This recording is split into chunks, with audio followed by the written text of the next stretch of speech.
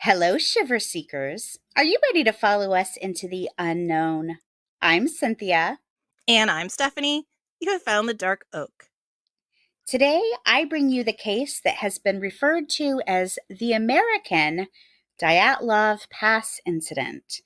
Today, I tell you all about the Yuba County Five. Ooh.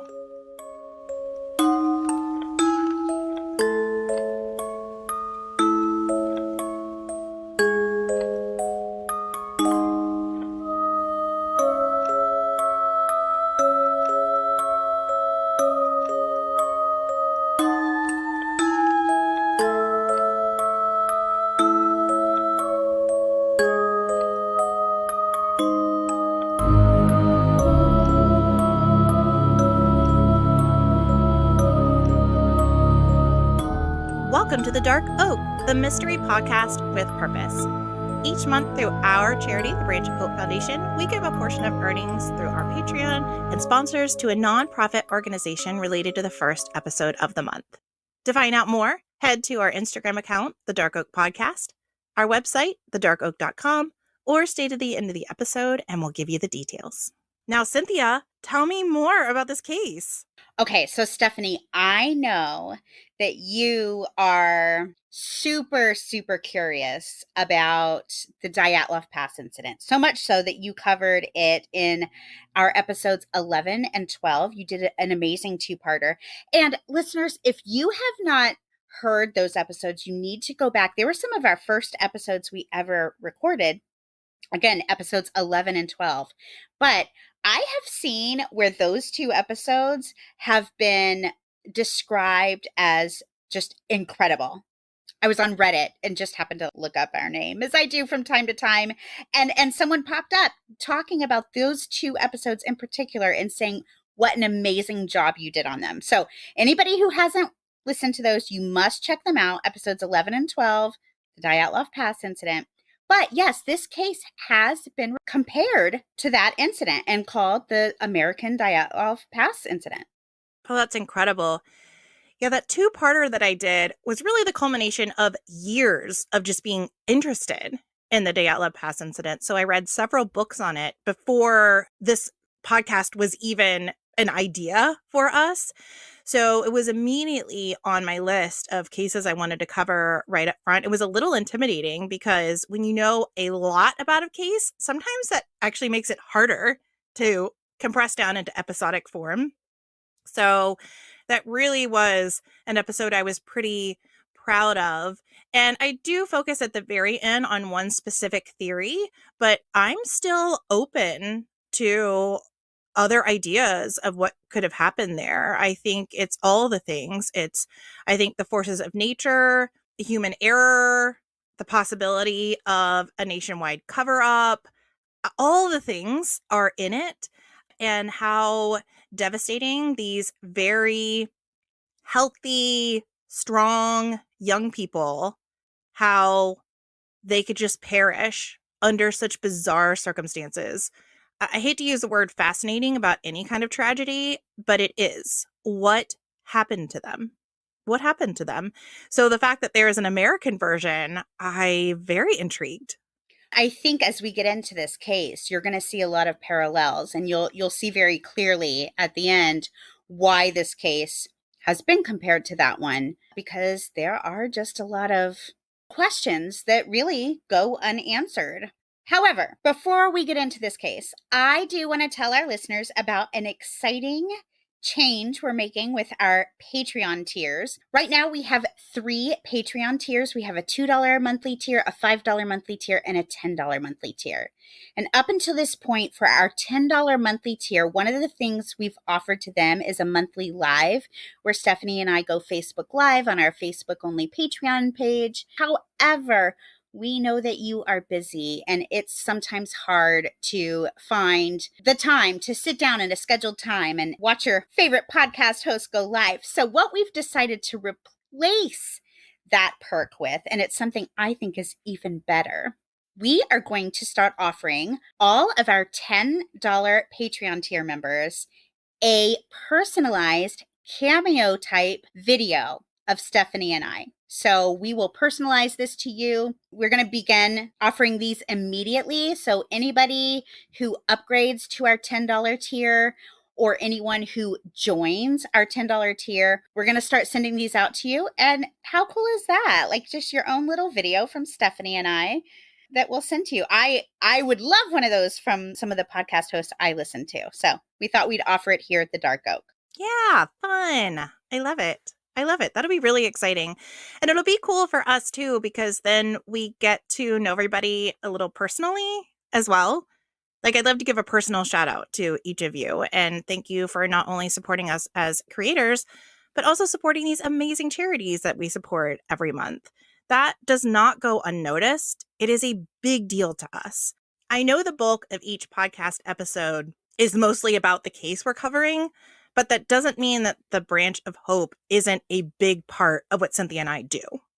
It is just as important to us as covering the cases, helping to support our community. So Patreon members know we are not only so flattered that you would consider joining our little community, but also so encouraged that you find value in also supporting these organizations. And if you're not a part of our Patreon, we really do have like our own special community over there. It is a platform where we're able to get to know our listeners and they're able to get to know us on a little more personal level. We recognize our members, our Patreon members by their name. We really do look at you guys as our little family. So we're having a lot of fun over there. If you have any interest in joining, we know you can't join every single podcast Patreon, but if you're looking for a podcast to support, maybe consider ours. Yeah, do it. Do it. Well, Cynthia, I do want to get into the case, but before I do that, have you watched Netflix I Am a Killer? I have not. Okay. I have seen it advertised under my feed for quite a while. Also, my husband is horrified of my feed. Every time he opens up my Netflix, he's like, can you watch anything besides crime documentaries? But I just can't help myself. But this I Am a Killer kept popping up as a program I might like, so I gave it a try. And I think it is fascinating. I thought it was going to be an exploitive look at a criminal. And quite frankly, I don't enjoy that. It's kind of like the same vein of I don't love covering serial killer cases because I feel like in those cases you wind up talking more about the killer than you do the victim. Sure. And that just bothers me. I don't want to spend time thinking about them, talking about them. I want to talk about the victims and how we can help. So I thought it was going to be like that. But it's fascinating because it gives you both side of this convicted criminal's story. So you get to hear their story about what happened. And then you get to hear the prosecution's theory about what happened. And it kind of leaves you with the idea of, are they correctly being penalized or not? And as a podcast host, especially a mystery podcast host, it meant a lot to me because it reminded me that there's always two sides to every story. Sure. And a lot of times in these cases that we cover, there's someone that we think may have been the killer or the wrongdoer, but there's always two sides to everything. And so it was just a incredible reminder to me to be open-minded when we cover a lot of these cases. And we are human. We absolutely will have bias. It's impossible not to, but to keep working towards looking past that. And again, just being open-minded to all the possibilities. And I think this show is really fascinating. You know, this convicted criminal made their choice to do X, Y, and Z based on this thing that they knew at the time. However, looking at it in hindsight, is there something different they could have done? Or did they still really do the right thing, but it's just viewed as wrong according to the law? Anyway, all that to say, I Am a Killer. I really enjoyed it. I have found it to be really compelling and cerebral in a lot of ways. It really makes you think. I love thought-provoking shows, and I've really enjoyed this one. So they're not just taking a cold-blooded family annihilator and giving two sides of their story. They're taking people where maybe there's some gray area. Yep, Okay. absolutely. All right, I might check it out. That actually sounds a little anxiety inducing to me because here's the thing. I think the world is not really made up of like black and white. I think so much of our lives is just the gray area. I find that very intriguing to see both sides of it. So that's all I had to say on that. Well, speaking of intriguing cases, this case we're going to talk about today, I think intriguing, bizarre, unusual, these are appropriate words to describe what happened to the Yuba County Five. I do want to specifically shout out two sources that I really focused on in preparation for this case. So the first is a multi-part podcast called the Yuba County Five, where some of the families of the Yuba County men that we're going to be discussing were interviewed. And also, there was a pretty comprehensive 1978 article in the Washington Post that I also used to get a lot of my information from. So specifically, those two sources are what we are going to be diving into further today. Okay, interesting. On Friday, February 24th, 1978, a half moon lit the night in Plumas County, California, when Ted Weir rushed out the door without even grabbing a coat like his grandmother advised. You see, 32-year-old Ted was super excited to join his four closest friends, 29-year-old Bill Sterling, 25-year-old Gary Mathias, 30-year-old Jack Madruga, and 24-year-old Jackie Hewitt at a basketball game at the California State University in Chico, which was 50 miles north of where the boys, as their families called them, lived. When the game ended at 10, the five men climbed back into Jack Madruga's turquoise and white 1969 Mercury Montego and drove out of the parking lot.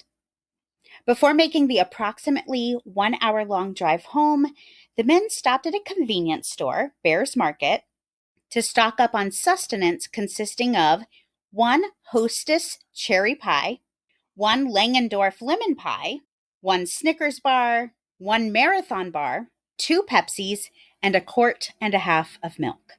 With the exception of the milk, I mean, road trip food all the way. Road trip food. That's right. In one article I read, there was like this unhealthy amount of junk food purchased. But really, when you're talking five full grown men, this actually didn't seem that over the top to me. No, I figured one snack for each of them. Right. That's what I was thinking. I was like, that doesn't seem exorbitant. I mean, I think it's really funny thinking of these guys downing pies and candy bars and then guzzling the milk, like passing around the milk container is actually kind of cute. But I mean, road trip food. What is a road trip without the snacks? Oh, it's just a long car drive. And who likes that? Nobody. Nobody. Now, these purchases and the men who made them really stood out to the clerk at the store because the clerk was in the middle of closing up when the group came in.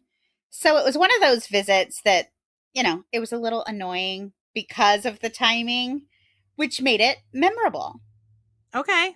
Well, it sounds fortunate for them, right? Right. Now, the next morning, one by one, the families of the five young men started noticing that the boys had not made it home to their beds. So all five of these men, though they ranged from 24 to 32, still lived at home with their parents or grandparents because four of the men had diagnosed developmental delays. As far as a diagnosis, I really don't know what it is. And I will say that the articles that, like the 1978 article in particular, and even the words that the family used to describe the boys is a term that we no longer deem acceptable. So I don't know exactly what type of delays, but I do believe they were all pretty high functioning. Okay. Now, the one exception was 25-year-old Gary Mathias. He had not been diagnosed with any kind of delay, but instead he had been being treated for schizophrenia for the last 5 years. So there's a good reason that these men were living with their families. Yes, and they were the type of men who enjoyed their routine and they wanted to be home in their own rooms, in their own beds every night. So the morning after this game, when none of them are home, The families start making phone calls to the other boys' families. They were all familiar with each other. And that's when they realized none of them had made it home the night before. Okay. And I can also see how the families were probably all tight as well. They probably all kind of kept track of each other's loved ones. Yes. So they probably communicated regularly. So that really does frame this relationship, like the friendship between these men. Right. Now, making the boys' absence even more bizarre, the men were scheduled to play a basketball game of their own. So all the men were involved in the Yuba City Vocational Rehabilitation Center, and they all played on a basketball team called the Gateway Gators. So this Saturday morning where they were discovered missing, they're supposed to be getting ready for a game, and they were all super excited about the game. It was part of a tournament, and if their team had won the tournament, they would win a free week in Los Angeles, something they were super excited for. So, on top of their absence already seeming strange, this made it even more so. They were so excited about the game that several of them literally laid out their basketball uniforms the night before when they left so that they'd be ready for them the next morning. Oh, yeah. Okay. So this is definitely not something that they would have missed. Definitely not. By 8 p.m. on Saturday evening, Mrs. Madruga called the police to report the 5 men missing. Nearly 3 days went by, but then on Tuesday, February 28th, police found Jack Madruga's Mercury. But unfortunately, instead of bringing answers, the discovery was the first of several findings that just left more questions. And Jack was the one driving all 5 of the men. Correct. The car was 70 miles northeast from Chico. Now, the boys lived south of Chico, so the car was in the complete wrong direction, and it was parked on a deserted mountain road that was in really poor shape. So this was not the kind of road you would want to be on. The car had stopped right at the snow line, and although its tires had obviously spun, the car was not stuck, at least not to the point that these 5 men couldn't have pushed it free. These were 5 big, strong men. I mean, they were athletes. So it really didn't make a lot of sense as to why the car was abandoned in this spot. The gas tank was a quarter of the way full, and though the keys to the car were missing, the police were able to hotwire the car and it started up immediately. So there was no engine issue that had caused the car to stop here. Inside was 4 maps, including one of California, all neatly folded in the glove compartment, and at least one of the men was very proficient in reading maps, so it didn't appear that the men would have been lost. Yeah, but again, why is the car there? Yeah, that's the first of many questions. The evidence of Friday night's junk food haul was all over the car in the form of ripped open candy bar wrappers all over the seats, and everything had been eaten except for half of the marathon bar. Probably the strangest thing about the scene was that the car's underside was completely undamaged. Now, I'm not a car person, but apparently a Mercury Montego is a heavy car with a low-hanging muffler. And then we're assuming that there were 5 full-grown men inside. And the car had made it a good ways up this really bumpy road on the side of a mountain that was filled with these ruts and these potholes. And we are assuming this happened in the dark with no street lights. So it seemed highly improbable that the car would be found here in such a condition. There wasn't even like mud splattered on the car. Weird. Right.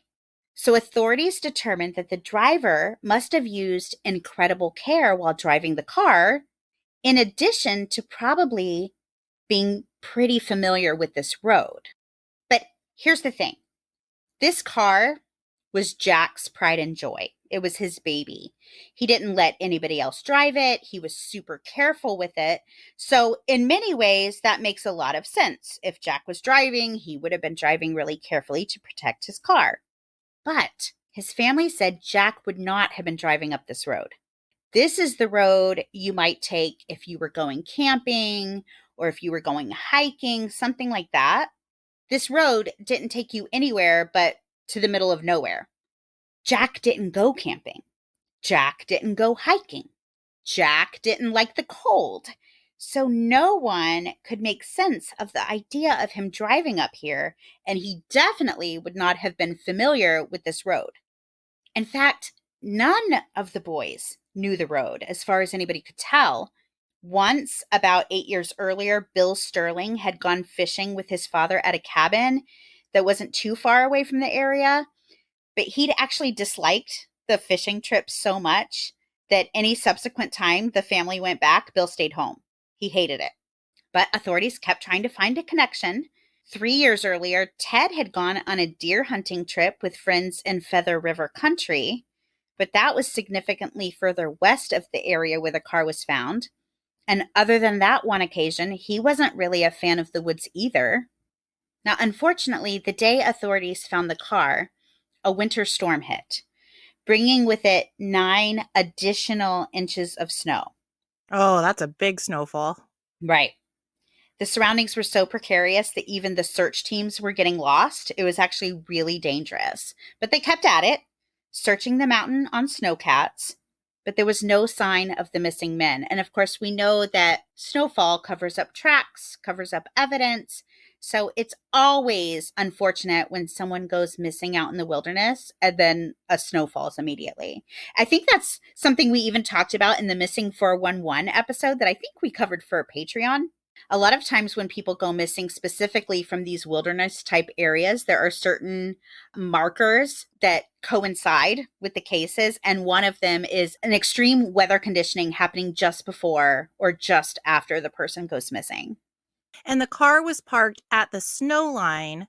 So even if they had tried to find footprints before the snowfall, there's no way to say there would be foot tracks in the snow if they had walked the opposite direction of the snowfall, of where the snow line was. So if they had just gone along the dirt trail, there's nothing to say they would have left footprints anyway. Well, that's true. So the car's driving up a mountain. So if they'd continued in that direction on foot, they would have been in the snow. If they had turned around and gone back down, you're right. There Right. wasn't snow at the time. Right. Now, it didn't take long before leads began coming in. Witnesses reported seeing the boys from all parts of the country. They had been seen in Ontario. They had been seen in Tampa. They'd been seen entering a movie theater in Sacramento, accompanied by an older man. Yuba County Lieutenant Lance Ayers was incredibly worried about the missing boys. He'd gone to Marysville High School with Ted, and although they weren't what you would call close friends, the fact that he'd known Ted and his brother in life really struck Lieutenant Ayers. Oh, of course, any kind of personal connection like that. We cover cases like that where we were born in the same year, or maybe someone in the story reminds us of one of our children or someone that we know. They're always, whenever you have a personal tie-in, it does make it closer to your heart. Yeah, it makes it feel more real, like Yeah. these things really happen. Yep. Lieutenant Ayers checked out all of the alleged sightings, but none of them turned out to be valid. But he was desperate. So he went as far as to consult psychics. And one psychic told him the boys had been kidnapped to Arizona and Nevada. Another said the boys had been murdered in Oroville in a 2-story red house, either brick or stained wood, with a gravel driveway and the number 4723 or 4753. So guess what Lieutenant Ayers did? He drove every street in Oroville looking for that house for 2 days. Oh, wow. Wow. That's incredible. It is. And at the end of his 2-day search, going up every road, he found this house did not exist. Oh, that's so disappointing. I mean, even though it seems like a stretch that this would actually pan out, you go into it with a fair amount of hope, and then it's disappointing when that doesn't come to fruition. It is. Lieutenant Ayers brought in a water witcher. Now, a water witcher is also known as a dowser. It's actually really fascinating. Yeah, I've never heard of this. It's a person who uses divining rods or other methods to locate underground water sources. Okay, I have seen that. It's like they're just like crooked pieces of pipe that swing around. Am I picturing this correctly? Like they hold them in their hands and they like swing back and forth? Maybe. So the one I saw was almost like a tuning fork, kind of, to me, is what it looked like. It was like a fork-shaped metal. Okay. Maybe There's I'm probably thinking of something different. But different tools. There's probably different tools, but it was Very interesting. Depending on the witcher, they have different tools. That's right.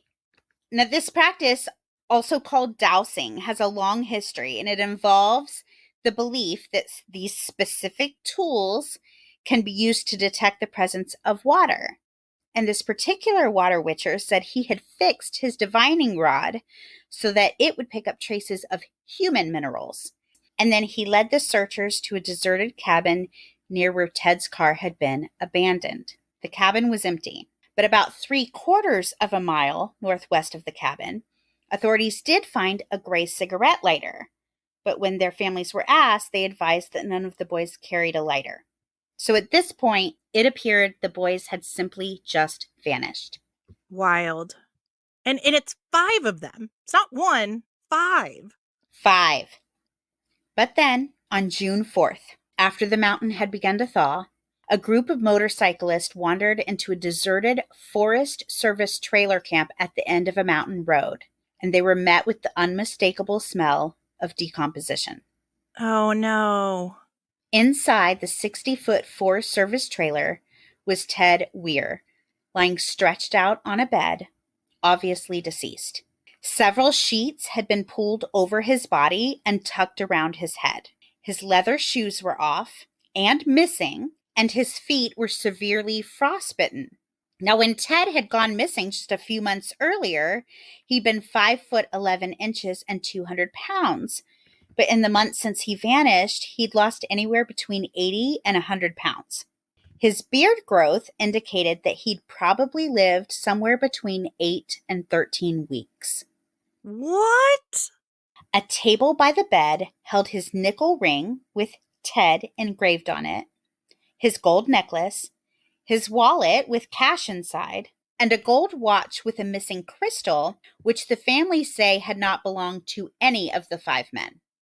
Okay, and this is in a trailer, you said? It's in an abandoned Forest Service trailer. Okay, what is that? So it's where the Forest Service would keep supplies. Oh, okay, so this isn't somewhere that anyone would live. Right. But there's a bed in it. Right. So that he's laying on. Right. So I assume if you're a forest ranger, this might be a place if you're up on the mountain where you might spend the night or take a nap or have first aid. Was there food in this particular trailer? We're going to get into that.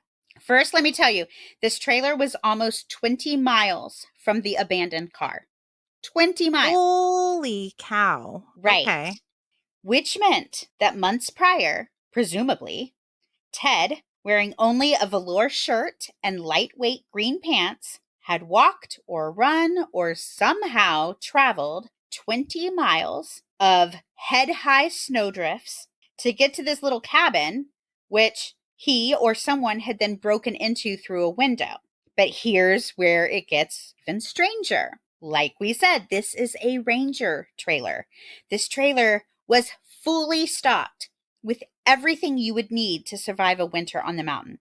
So not only had Ted or anyone else not covered the broken window in an effort to keep the cold out, no one had built a fire, despite there being matches and paperback novels and wood furniture that would have burned easily.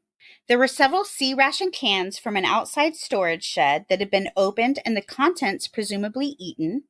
And one of these cans had been opened with an Army P-38 can opener. What's unusual about this is only Jack Madruga or Gary Mathias would have probably known how to use this can opener, this specific can opener, because they were the only two who had served in the Army. And I'm assuming this can opener is just not a typical can opener. Okay, so not the man that was found deceased, Ted. These would have been 2 of the other men. Correct. In the same shed, there was a whole locker that was reported as not having been opened that contained enough emergency food to keep all 5 men alive for a year. And there was also a propane tank in another shed outside, and all the men would have had to do was turn the gas on, and they would have had heat. So, let's stop here for a minute and discuss. There is a trailer that we can assume at least more than one man made it to. potentially maybe even all five at some point. There's food, there's heat, there's shelter, and the majority of it appeared to be underutilized. And Ted, the man we found, has pretty much starving/frozen to death, despite there being provisions. Was he possibly already deceased before being placed on the bed? I don't see why that wouldn't be possible. I haven't read or heard anything about how he came to be on the bed. I do assume that because the sheets were pulled up over him and tucked around him, I do assume somebody else did that after he died. Right. Right. So I'm thinking maybe they didn't come upon the rations in enough time to save Ted. It also does make you wonder what happened to his shoes. I mean, I understand them not necessarily being on him if somebody maybe was laying him to rest in a comfortable position, but the fact that they weren't found anywhere unless someone else took them. I'm again heralding back to the Dyatlov Pass incident. We know that some of the men were found without clothes, but then some were found with extra clothes. And the idea being those with extra clothes came and removed the clothes from those hikers that were already deceased. So I wonder, could somebody have switched out his shoes? Maybe that was a possibility, but I don't know. That seems very strange. We will talk about the shoes. There is a theory that I think will answer your questions about the shoes. I will say I do feel, I have no way of knowing, of course, but given his beard growth, the fact that he was believed to have been alive for 8 to 13 weeks, I feel like he would have had to have been in that trailer for a good portion of that. But not eaten any of the food? There were some cans opened. I guess Right. The big question would be if you made it here to this cabin where there is provisions that would keep you alive for a year. One, why did you waste away and starve to death? And also not even try to weatherproof the cabin again. Right. And why would anyone have left? So you would think in a situation like this, anyone who was still alive and able to would have stayed together. Right. Again, that can opener, which means Jack or Gary probably made it to that trailer. Why leave? Well, and some of this could be because of their diminished mental capacity as well. Maybe only some of them would have known how to, use mechanical devices. I understand they were all very high functioning, but that could have been an issue with that as well. Well, and I honestly wondered if that maybe played into a lot of this. Maybe that's why food went uneaten or the window wasn't covered. But again, they were high functioning. That seems basic to me. Right. Yeah. And they did open the food. I thought maybe turning on the propane, maybe they would not have known how to do that. I mean, maybe you had to have like a starter. I don't know if you have to have like a starter flame. Maybe they didn't know how to do that. So I can maybe see that being an issue. But the opening and eating of the food, that seems pretty basic. And also covering the window seems pretty basic. So even if, again, they did have diminished capabilities, that still seems like something, knowing what we know about them, that they would have been able to accomplish. I agree. So we don't know why. We don't know why there was a cabin with a year's worth of food that appears to be unutilized. Now, the day after Ted's body was discovered, searchers found the remains of Jack Madruga and Bill Sterling laying on opposite sides of the road to the trailer. But they were about 11.4 miles from the car, so a good 9 miles away from the trailer. So they were between the trailer and the car then? I didn't see anything that said specifically, but I am assuming they were between the trailer because they were 11.4 miles from the car and they were on the road that led to the trailer. Okay, so it wasn't like they were going the opposite direction or anything. Right. It's not like they got to the trailer and kept going. Yeah. So perhaps they never made it to the trailer. Now, Jack was one of the men who would have known how to use that can opener, but maybe Jack Madruga and Bill Sterling never made it to the trailer, and that explains why their remains were found on the road. Jack's remains had been partially eaten by animals and dragged about 10 feet to a stream where he was found laying face up with his right hand curled around his watch. And Bill was in a wooded area scattered over about 50 feet, and there was nothing left of him but skeletal remains. So there was no way to tell if either of these men had survived as long alive as Ted. No way of telling. Now, I will say this. They went missing on February 24th, and here they're found in early June, and it's been cold, right? So let's say beginning of March, April, May, June. So less than 4 full months, and we already have remains that are skeletal in the cold. That just seemed weird to me. Wouldn't it take longer than that to break down to skeletal remains? Maybe with animal activity. I was going to say the animal activity, and then with the stream being there, we know even in, again, to herald back to the Dyatlov Pass incident, there were those who were found in a stream, like a small stream, whose pieces of their face were missing because of the microbiology going on in the stream itself because of the bacteria. So I don't know. I think it depends on, was this kind of a wet area?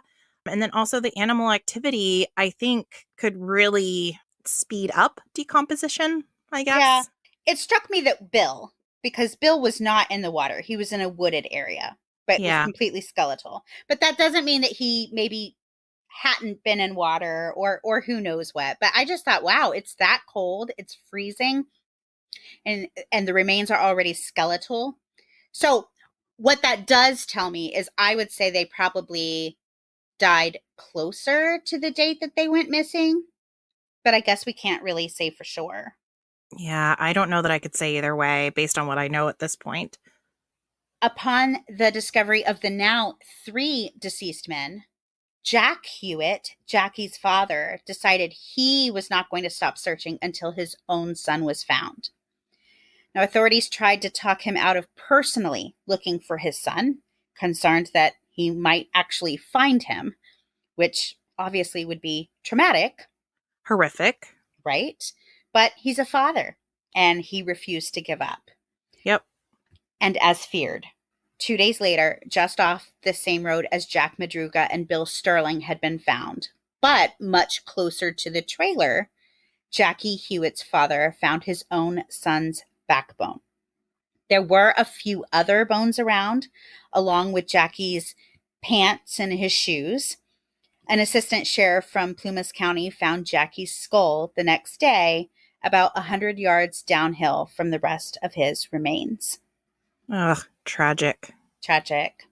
Jackie, Bill, and Jack's remains had all been found northeast of the trailer. Northwest of the trailer, about a quarter mile away, searchers found 3 wool Forest Service blankets and a slightly rusted 2-cell flashlight that had been turned off lying by the side of the road. But investigators were unable to tell how long the items had been there. So they're not sure if this was related to the 5 men or not. Still an odd find. I think, regardless. Yeah. 4 of the 5 missing men had been found, but 1 was still missing. There had been no sign of Gary Mathias. Now, Gary's tennis shoes were found inside the Forest Service trailer.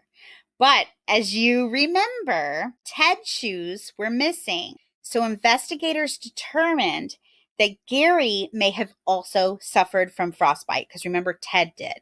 Ted had bigger feet than Gary. So if Gary had been in the cabin with Ted, but then had gone out searching for help, he may have taken Ted's larger shoes because his own feet were so painfully swollen. I think you hit the nail on the head when you said maybe somebody else swapped shoes with him. Yeah. I think that's what happened there. With no sign of Gary, his description was sent to state mental institutions because it was believed that if he had somehow survived but wasn't taking his medication for schizophrenia, he would not have been able to stay under the radar. He had not been carrying his wallet when he left the house for the Chico basketball game, so he had no identification on him. And if he was still alive, he'd been without the drugs he needed for the last 4 months. Now, when Gary was taking his medication as prescribed, the schizophrenia was under control. But there had been a couple of instances of violence in the past. Gary had been charged with assault twice, And there was a difficult period after his return from the Army when Gary wasn't taking his medications and had to be hospitalized. And his stepfather, Bob, described this time as Gary going haywire. But for the last 2 years, Gary had been working for Bob, and he was taking his medication so faithfully that a local doctor described Gary as a sterling success case. Wow. Gary was collecting Army psychiatric disability pay. He had a very close relationship with his family. He loved the basketball games and the members of his team, especially the 4 other men with whom he went missing. Gary had been in a really good place when the boys disappeared. Bob said that when he was up on the mountain looking for his stepson, he specifically looked for his glasses. Apparently, Gary wore what's described as Coke bottle glasses, so really thick glasses. Yes. And Bob said he looked for those specifically because he didn't think that a bear or some other type of animal would come along and eat those glasses. But I will tell you now, no sign of Gary has ever been found. Wow. Now, finally, one day, what seems like it could be a real lead showed up in the form of 55-year-old Joseph Shones. Joseph told authorities that he had driven his Volkswagen Bug up the same road sometime after 5:30 on the evening the boys disappeared. He was on a mission to find the perfect camping spot for himself, his wife, and his daughter for that coming weekend. He said he made it to the snow line and then made it about 50 yards past that snow line before his car got stuck. And as he was trying to unstick his car, he had a heart attack. Oh, gosh. Right. Joseph told authorities that he had laid in the car with the engine on and the car heater going until he heard what he described as a whistling noise a little way down the road. So to investigate, he got out of his car and saw what looked like a group of men and a woman with a baby walking in the glare of another vehicle's headlights. Now, this group was close enough to him that he could hear them talking, but when he called for help, the headlights went out and the talking stopped. Oh my gosh, here he is having a heart attack, witnessing something weird. Good grief. It's like, if this was a movie, it would be one of those where you're like, oh, okay, what are the odds of all this coming together at the same time? Well, and also for me, the idea of meeting someone in the woods when I'm alone in the woods is terrifying to me. It takes me back to that whole thing that went around about a year ago. Would you rather run into a man or a bear in the woods? And like, without question, a bear, because the idea of just laying in your car and then hearing a whistling sound and looking up and there's this group of people standing in headlights on the side of a mountain, that is terrifying to me. But also you're having a heart attack, so you need help. So I don't know which is scarier. And here's the thing. If they had responded and been helpful, then I guess I would be like really thankful that that group of people was there. But the fact that they were like, you're calling for help and they turn their lights off. And we're gonna act like we're not here. Right. Now, not only am I having a heart attack, but now I'm terrified of the mob in the woods coming at me. Exactly. With a baby. Like, what? The baby's a weird addition. It's creepy. Yeah. It's creepy. Well, still worried about his health, having just had this heart attack alone on the side of a mountain, Joseph said he laid back down in his car, but a couple of hours later, he saw flashlight beams outside his car window. I know. It's getting worse. It's getting worse. Again, he called for help. And once again, the lights went out and whoever was there went away. And this time they're like kind of coming up to his vehicle. So bizarre. He's hoping it's a bear. With a flashlight. Yes. I'll take a bear with a flashlight any day.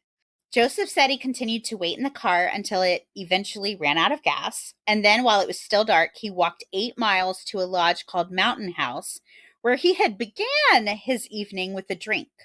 But as he walked, just below his Volkswagen, in the place where he'd heard the voices, he passed a Mercury Montego sitting empty in the middle of the road. Now, this was a strange eyewitness account, but it seemed to corroborate some of what authorities already knew. However, other locals started coming forth saying that Joseph wasn't a very reliable witness. Now, doctors did confirm to investigators that Joseph had suffered a mild heart attack, so that part was true. But Joseph had a reputation for inserting himself into other people's interesting stories, so there are still many out there who don't necessarily believe his account of running into the men. I would say the fact that he didn't have this story until a while after the boys went missing, to me, that also is a little telling. Like, if you saw this, why aren't you coming forward immediately? Well, and to tell you the truth, I don't know that his story sheds much light on what happened either. Like, what are you insinuating happened here? He was there, Stephanie. He's part of it. So I guess it could go one of two ways. If you're going to make something up, wouldn't you make up something more detailed? But also, maybe it's convenient that it's not more detailed because then he doesn't have to provide more answers. Upon subsequent interviews, some of the little details changed a little bit here and there. Now, if you do any research on this case, you won't really see a whole lot of kickback to his story, but definitely on the Yuba County Five podcast and in another article I was reading, they dive a little more into just his reputation in general. And there is the possibility that he just wanted to be a part. But even if you do believe his story is true, I'm not really sure what you glean from it. It still doesn't give you the explanation of what happened. That is true. Just that they were there. Right. Investigators did learn that a Forest Service snowcat had gone up the mountain road to the trailer on February 23rd. And this is the trailer where Ted would later be found, which means there would have been a packed path in the snow that the boys might have followed. There's still the big question as to why. Why did they end up on this mountain in the first place? It was the opposite direction that they should have been going that night. And then let's say they accidentally ended up on this mountain, which again is highly improbable. Why did they abandon the safety of the vehicle and set out on foot? Why didn't they all stay together? Or did they? And then only separate later, maybe if some of them didn't make it or were injured. Why didn't they use the provisions that were available to them in the trailer? If Joseph was telling the truth, what were the whistling noises? Who was the woman with the baby? Or something else with Joseph, if he really was having a heart attack, maybe he was just seeing things that weren't there, hearing things that weren't there. I think there's always that possibility too, that he was just having a medical emergency. And maybe that affected some of what he believes he saw. Like a hallucination of some kind? Sure. Jack Madruga's mother, Mabel, said, quote, "There was some force that made him go up there. They wouldn't have fled off in the wood like a bunch of quail. We know good and well that somebody made them do it. We can't visualize someone getting the upper hand on those 5 men, but we know it must have been." End quote. Yeah, but again, for what purpose? Ted still had cash in his wallet. They weren't carjacked. What would somebody have wanted from them? Well, Ted Weir's sister-in-law thinks that maybe they saw something they shouldn't have. She said, quote, "They seen something at that game at the parking lot. They might have seen it and didn't even realize they seen it," end quote. And then Bob said, quote, "I can't understand why Gary would have been that scared. All those paperbacks, and they didn't even build a lousy fire. I can't understand why they didn't do that unless they were afraid," end quote. So I think the family believes that somewhere between the game, maybe potentially even at the basketball game that they attended, and they did attend it, witnesses did see them, witnesses saw them getting into their car, sometime between that and the next morning, somebody chased them. That's a theory. Somebody chased them up this mountain. There is a theory that Gary, I guess, had a friend that lived outside of town that was kind of in the general vicinity, but not really. But if you had taken a wrong turn on the way to this friend's house, you might have ended up in this area. But authorities reached out to this friend, and it was really more of an acquaintance, and they hadn't spoken in years. So it's not believed that, Gary talked this group into going and visiting this lone acquaintance that he hadn't spoken to in years. Well, and why abandon the car if there was nothing mechanically wrong with the car and it still had fuel in it? And it's not stuck. Yeah, all of it. All of it. There is no evidence of foul play, yet no explanation as to why any of the men died the way they did. And on that note, we don't even know for sure if Gary died. The Right. general consensus is that he probably died like the rest of the men and was just never found, but no one can say for sure. And even that, given his diagnosis of schizophrenia and the fact that he was the one who was never found, some people question if he might have even been responsible for the death of his friends, which I don't think there's any evidence to support that. But of course, in a case like this, it's going to come up. It's just totally bizarre. Well, I have to say that did cross my mind, but the fact that he was on his medication so regularly, that seems very unlikely. It does. And again, he wouldn't have been the one driving. So let's say whoever it is that's responsible, let's say a person is responsible for this. This person had to talk the group into driving up this mountain, then talk the group into leaving the safety of the vehicle when it made no sense.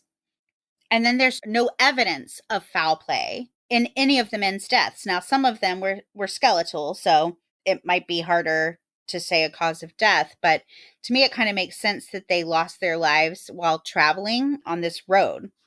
And then how did they manage to stay alive for so long? At least Ted. How did he manage to stay alive so long? He made it to the cabin or to the trailer. And that's the thing. None of these men were dressed appropriately for this weather. So the fact that they would have been 11 miles outside of their car walking, they don't even know. I'm assuming that they're walking to a trailer. They don't know they're going to come across this trailer. They're just following this snow-packed path, which seems the easiest way to go, I guess, if you were going to continue on foot. You know, so they're following this path, but they're not dressed appropriately. So they succumb to the elements. And I would say it's probably fair to say that Gary and Ted are the only two that made it to the trailer. And that's why Ted lived as long as he did. And Gary, I don't know, maybe he went out for help. I don't know why you would do that in the middle of the harsh winter when you have everything you need. But maybe he could see that Ted was not going to survive and wanted to get help then. But then who covered Ted up after he died? I don't know. That's why this case is so controversial. Yeah, I can see Gary tucking Ted in and saying, I'm going to go find help. I'll be back. But then why not just eat the food that's there? Yeah. Unless he had some other kind of injury or was sick. To me, the biggest mystery is why they abandoned the car to start with. Yeah. To me, that's the biggest thing. Even ending up where they did, I mean, it certainly can be explained by taking a wrong turn. You know, that seems unusual as well, but okay, fine. But why leave that vehicle? Why leave that vehicle? To me, that makes no sense. And if you do leave it, go back down the mountain. Go back down the mountain. Don't go up into the snow. Go back down the mountain. I don't know why they left the safety of the vehicle either. That seems like a tragic choice. Unless, let's say this group of men with a woman with a baby, what if that was a different group of men entirely who scared them? That seems unlikely. But why? You know what I'm saying? Like, I can see them ordering them out of the car, but then for what purpose? To just leave the car? If they had carjacked the car or something. And maybe they did. Like, maybe they weren't even dumped out where the car was left. Maybe they exited the car at a different spot and then someone else abandoned the car in that location. But that doesn't make any sense either. So then why take the car in the first place? Yeah, I didn't include this in the script because I couldn't really substantiate it. And I only saw it in one place. If it is accurate, then it could potentially provide some food for thought. But I did read in one lone article that a friend of a friend of a friend said that they saw one of the men being picked on by another group of people while at the convenience store. And so maybe somebody was just kind of picking on him, being mean to him, and that caused some kind of an altercation of some sort. I would love to say stuff like that doesn't happen, but unfortunately it does and did. So I guess that's a potential, but still that's like a stretch. And again, I can't really substantiate that in any way. That may have just been a friend of a friend And of a again, friend. somebody being picked on is a far stretch from 5 men being extracted from their vehicle in temperatures where they're going to succumb to the elements. Right. Well, I think the theory is that whoever was picking on these boys put them in a dangerous situation, like picked on them to the point where they scared them. And then the Yuba County Five was like just running away and somehow then ended up on this mountain. And I don't know if they were chased. Maybe they get their car to as far as they think they can go and then get out of it because they're being approached and they can't drive anymore. But the car was driven up the mountain at a slow speed. Right. So you're not being chased. I don't know. That's why it's a mystery. But I will say, no matter what happened, it's just, this one really hurts my heart because these were just 5 young men who were happy and doing well and really worked hard to foster these friendships and be on their basketball team. And they were well loved and loved by their families. I just hate that this is what happened to them. Yeah, they were living their best lives. Oh, man. Well, this is a head scratcher for sure, Cynthia. Yeah. Wow, and so tragic. I just hate to think about these sweet young men that you said had fostered all these wonderful relationships just dying in the cold. Well, and that's a horrible way to go, too. Freeze to death and have frostbite. When they were talking about Gary wearing larger set of shoes so that he could walk in the snow with frostbitten feet. Oh my gosh. And Horrific. Ted just starving to death. Yeah. Now, and I will say one of the ideas is like, well, he wouldn't have left. If he had frostbitten feet, he wouldn't have left. That would have been too painful. He couldn't have walked. But actually, frostbite can deaden the nerves. So to the point where it wouldn't have been painful. He could have walked. And if you think you are your friend's last chance at survival, you would try it, wouldn't you? Yeah, of course. Of course. I mean, that is the one thing about this group of men. They were buddies. They were close. They were like brothers, you know? They had each other's backs. So, yeah, I absolutely believe that, you know, if he's worried about Ted, he's going to do what he's got to do. Yeah. Okay. Well, dang. All right. Well, great bonus episode, Cynthia. Thank you. Let us know what you think, listeners. Let's solve this case. Yeah. Weird case. Yeah. Aliens. It was aliens. You heard it here first. You heard it here first, folks. Yeah. Aliens. Well, Branch of Hope for March 2025. This month we are sponsoring the JED Foundation, JED. JED was featured in our episode on Maitrice Richardson.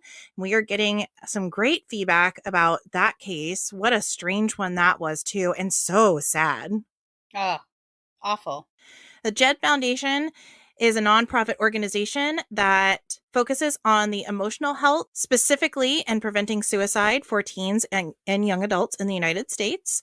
JED empowers teens and young adults by building resiliency and life skills, promoting social connectedness, and encouraging help-seeking and help-giving behaviors through programs, digital channels, partnerships, as well as through the media. So really what they're trying to do is encourage teens and young adults to not feel alone. They want them to know that there is help out there and to encourage them to ask for help. They're trying to remove the stigma of mental health disorders, specifically those that could lead to suicidal tendencies. To say, we're all in this together and there is help out there for you. This is not something that you should be ashamed of or that you should try to conceal. This is something that we can help you with. And I think that is so encouraging, especially for our young people who are still trying to figure out who they are and what they are going to be to this world and who they are going to be in this world. It's such a tender age. There's a lot of social pressures out there, as we are fully aware, that can make you feel very inadequate. So the fact that they're reaching out and saying you are important, you matter, and there's help for you is such a powerful message. I love it. I love it. And especially, like you mentioned, for our youth. Because I remember being a teenager and I remember things that maybe now, as a woman in my midlife, wouldn't feel as huge to me, felt very, very big back then. And so I think focusing on ways to help that age that can be quite difficult, I think is a beautiful thing. So happy to support them this month. And May is Mental Health Awareness Month. So it's perfect timing. That's right. If you are our Patreon member, know that a portion of your subscription is going to JED. And so you will be helping young people as well. And we appreciate you so much supporting us as creators and also supporting JED's mission to help young people not feel so alone. Yes. And don't forget to check out our $10 Patreon tier so you can get your personalized video from Stephanie and myself. And you can feel good knowing that you are supporting charities just like the JED Foundation. Absolutely. We love you, Shiver Seekers. We love that you are part of our community, and we're going to keep the mysteries coming. Be sure to come back on Wednesday when I tell you the case of Shane Fell, a 36-year-old Louisiana man who went missing following a car accident. And when I tell you he disappeared into thin air, I really mean he disappeared into thin air. So you're not going to want to miss that one.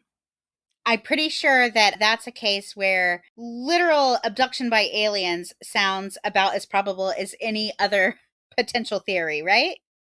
Wait till you hear the details, Cynthia. All right. Truth is sometimes stranger than fiction. For sure. Well, thanks for listening. Bye-bye. Bye.